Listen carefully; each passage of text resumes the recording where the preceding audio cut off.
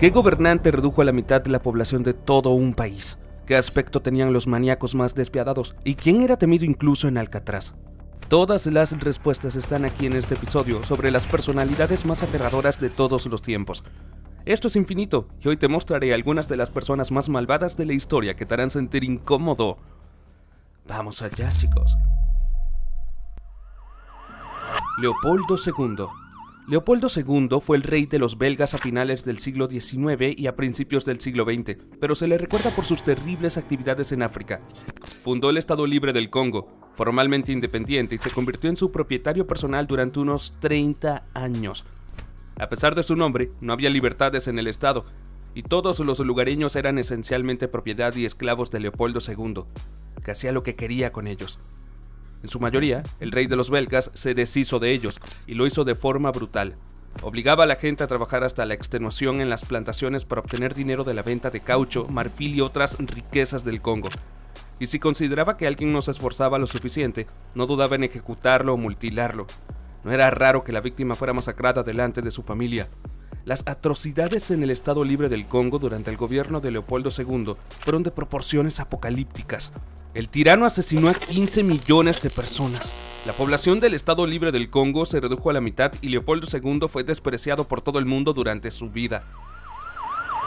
Si Leopoldo II mantuvo a raya África, Al Capone mantuvo a raya América.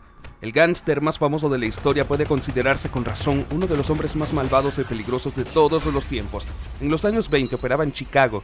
En aquella época la ciudad le pertenecía literalmente. Bajo la apariencia de un negocio de muebles y una cadena de tintorerías, se dedicó a la venta ilegal de alcohol durante la ley seca, así como al negocio del juego. Se cree que fue Al Capone quien introdujo el concepto de chantaje. También fue uno de los primeros en practicar el exterminio total de los competidores. Llevó a cabo toda una guerra entre criminales que Capone ganó. Especialmente épica y brutal fue la masacre de San Valentín, en la que Capone eliminó astutamente a sus competidores. Las autoridades conocían las hazañas de Al Capone, pero por extraño que parezca, lo metieron entre rejas no por asesinato, chantaje y negocios ilegales, sino por no pagar impuestos. Al Capone fue enviado a una prisión en Atlanta y luego a la legendaria Alcatraz. En ese momento todavía estaba en la cima de su fama, por lo que no es de extrañar que en Alcatraz fuera temido por otros criminales. Sin embargo, en Alcatraz ya la precaria salud del gángster comenzó a deteriorarse rápidamente. Al Capone pasó el último año de su encarcelamiento en un hospital de la prisión. Tras su salida de la prisión, el gángster violento vivió enfermo y debilitado en una reclusión de Florida. Seguro que todos saben quién es el Conde Drácula. Sí, el legendario vampiro de la novela Drácula de Bram Stoker. ¿Pero sabían que el vampiro Drácula tenía un prototipo? Vlad el Empalador, o Vlad Drácula, era este prototipo. En el siglo XV era el gobernante de Valaquia, lo que hoy es el sur de Rumania. En general, Vlad el Empalador era conocido oficialmente como Vlad el III Basarab, pero no se le llamó empalador por accidente. En rumano significa literalmente empalamiento. Esto da una idea de su forma de ejecución favorita. Drácula empalaba a cualquiera por cualquier cosa. El empalamiento se aceptaba como castigo por cualquier delito, tanto si la persona cometía un asesinato como si robaba una barra de pan. Drácula trató brutalmente a sus enemigos, se vengó de sus infractores, quemó pueblos enteros con todos los habitantes, se deshizo de todos los enfermos y pobres de su Valaquia y mantuvo a raya su pueblo. Es difícil incluso contar cuántas vidas fueron arruinadas por este gobernante demente. Es interesante, por cierto, que un hombre tan cruel no fuera ajeno a la caridad. Donaba dinero a los monasterios y distribuía fondos para la construcción de iglesias. ¿Quién lo diría, no? Hombre generoso al fin. A menudo asociamos a la Edad Media con la Inquisición, la ejecución de las brujas y otros considerados herejes. En aquella época había muchos inquisidores que llevaban a cabo actividades terribles, pero Tomás de Torquemada era el mejor. Torquemada fue el inquisidor más cruel de la historia que arruinó decenas de miles de vidas. Existe la teoría de que el odio de Torquemada hacia los disidentes surgió después de que su amada lo rechazara, prefiriéndolo al moro. En cualquier caso, Torquemada acabó convirtiéndose en el principal perseguidor de judíos, moros y otros no católicos en España. En 1483 asumió el cargo de Gran Inquisidor de España y comenzó a desbandar a toda máquina. Cientos de miles de judíos y moriscos fueron expulsados de España y decenas de miles fueron encarcelados donde fueron torturados y esperaban su ejecución. Torquemada era partidario de las ejecuciones públicas y también emitió sus propias directrices para definir a los herejes. Fue tan duro con los no católicos que incluso el Papa de la época condenó a Torquemada por sus atrocidades. Pero el inquisidor no hizo caso a las palabras del jefe de la iglesia y continuó con sus oscuros actos hasta su muerte. De la Edad Media pasemos a nuestra época, porque incluso en la historia moderna ha habido mucha gente espeluznante. Dorotea Puente es un ejemplo perfecto. Parece una dulce anciana, una vieja esquiva que debe estar horneando pasteles para sus nietos y pasando el tiempo viendo telenovelas. En realidad, es una peligrosa maníaca con una decena de víctimas en su haber. Los antecedentes de Dorotea se remontan a los años 80. Por aquel entonces, dirigía una pensión que más tarde fue apodada la Pensión de la Muerte. No es de extrañar el por qué se instalaron varias personas, entre las que Dorotea seleccionó alcohólicos, ancianos y retrasados mentales. Les daba galletas con una gran dosis de somníferos, se deshacía de ellos y luego cobraba sus cheques de la seguridad social y la asistencia social. Tarde o temprano alguien tenía que darse cuenta de que la gente se registraba en la pensión y desaparecía allí para siempre. Y eso es lo que ocurrió. A finales de los 80 la policía hizo una redada en la pensión y los detectives descubrieron los horrores que estaba haciendo Puente. Al final la bella anciana fue condenada a cadena perpetua y murió en 2011. Jean Bedel Bokassa. Un caníbal, un dictador, un loco despiadado. Todo eso se puede decir de Jean Bedel Bokassa. Fue presidente de la República Centroafricana de 1966 al 76. No le bastó con eso, así que en 1976 se autoproclamó emperador vitalicio. Como comprenderás, un hombre así no trataría a sus oponentes con guantes de seda.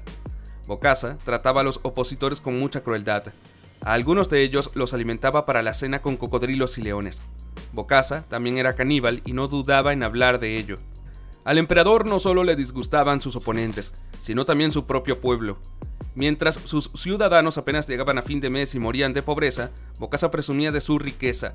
Por ejemplo, para su coronación, llevó una corona de diamantes valorada en $5 millones, zapatos que entraron en el libro Guinness de los récords como los más caros del mundo, y se sentó en un trono de oro que pesaba más de 2 toneladas. Era como si se burlara de su propio pueblo a propósito.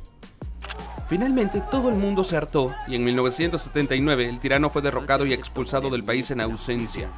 No apareció en la República Centroafricana durante algunos años, pero un día regresó descaradamente creyendo que el pueblo lo volvería a poner en el trono. Por supuesto, esto no pasó. Bokassa fue inmediatamente detenido y condenado a muerte. Por algún milagro, Bokassa tuvo suerte. La sentencia fue conmutada 2 veces y luego el tirano fue liberado por una amnistía y murió 3 años después en su cama de un ataque al corazón. ¿Quién lo diría? Todo fue una desgracia para este hombre. Joseph Mengele. El infame Tercer Reich es conocido por muchas personalidades malvadas y horribles, y Joseph Mengele es definitivamente uno de los hombres más espeluznantes del Reich. Su sonoro apodo, el Ángel de la Muerte, habla bien de él. Mengele era un médico que realizaba horripilantes experimentos médicos con los prisioneros del campo de concentración de Auschwitz. Es difícil describir toda la gama de experimentos de Mengele.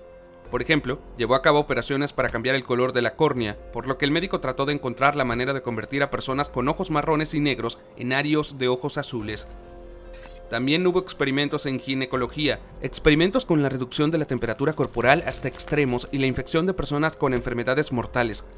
Tenía un amor especial por los gemelos, sobre los que realizaba experimentos específicos. Algunas de las tareas que Mengele se impuso estaban relacionadas con la adecuación de los seres humanos a las normas de pureza racial, mientras que otras eran órdenes de los militares. El ejército alemán necesitaba nuevas formas de escapar de la hipotermia y las fluctuaciones de presión, antibióticos eficaces y métodos innovadores de cirugía. Pero tales necesidades, por supuesto, no justifican las atrocidades de Mengele. El médico loco tenía cientos de miles de víctimas en su haber. Dicho esto, es sorprendente e injusto que nunca se le haya hecho responsable de sus actos. Tras el final de la Segunda Guerra Mundial, Mengele huyó a América Latina, donde nunca pudo ser encontrado. Heinrich Himmler. Y aquí está otra figura clave del Tercer Reich. Heinrich Himmler no era tan experto en medicina como Mengele, pero sí en agricultura. Era agrónomo de profesión. Sin embargo, no pasó a la historia como un amante de la agricultura, sino como uno de los principales monstruos de todos los tiempos. Fue uno de los principales organizadores del Holocausto. Desgraciadamente fue en gran parte gracias a este hombre que millones de judíos y gitanos inocentes desaparecieron. Además, Himmler fundó escuadrones de la muerte, dirigió la Gestapo y creó y vigiló campos de concentración. En general, todos los actos más terribles de la Segunda Guerra Mundial que solo pueden recordarse e imaginarse corrieron de su cuenta. A diferencia de Mengele, Himmler consiguió ser detenido poco después del final de la guerra. Pero el caso no llegó a juicio. Mientras estaba detenido, Himmler se tragó una ampolla con cianuro de potasio. Todo el mundo conoce a Genghis Khan como el Gran Conquistador. Fue el fundador y primer Gran Khan del Imperio Mongol en el siglo XIII.